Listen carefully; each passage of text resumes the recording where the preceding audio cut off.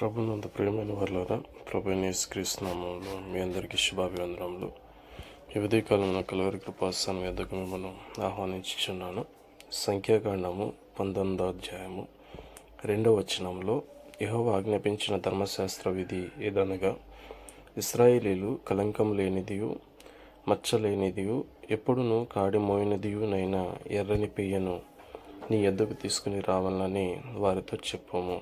ఈ విధంగా వారు యాజకుడైన ఎలియాజరు వద్దకు దాన్ని తీసుకుని వచ్చినప్పుడు ఒకడు పాలెం పిల్లకి దాన్ని తీసుకుని పోయి దాన్ని వధించాలి. తర్వాత యాజకుడైన ఎలియాజరు దానిలో రక్తం కొంచెం తీసుకుని ప్రత్యక్ష గుడారం ఎదుట 7 మార్లు కొంచెం ప్రోక్షింపాలి చేయాలి. తర్వాత ఒకడు ఆ పేయను దహించి వేయాలి. దాంట్లో దాని చర్మమును, రక్తమును, పేడను అన్నీ కూడా వేసి దహించి వేయాలి. అయితే యాజకుడు దేవదారు కర్రను, హిస్సోపును, రక్తవర్ణపు నూలును తీసుకుని ఆ కాల్చుచున్న అగ్నిలో వేయవలెను. ఈ విధంగా చేసిన తర్వాత ఆ భస్మమును, ఆ బూడిదను పాలెం వెలుపట పరిశుద్ధ స్థలంలో భద్రం చేయాలి. ఇది పాప పరిహారార్థ బలి అని దేవుడైన యెహోవా సెలవిచ్చాడు.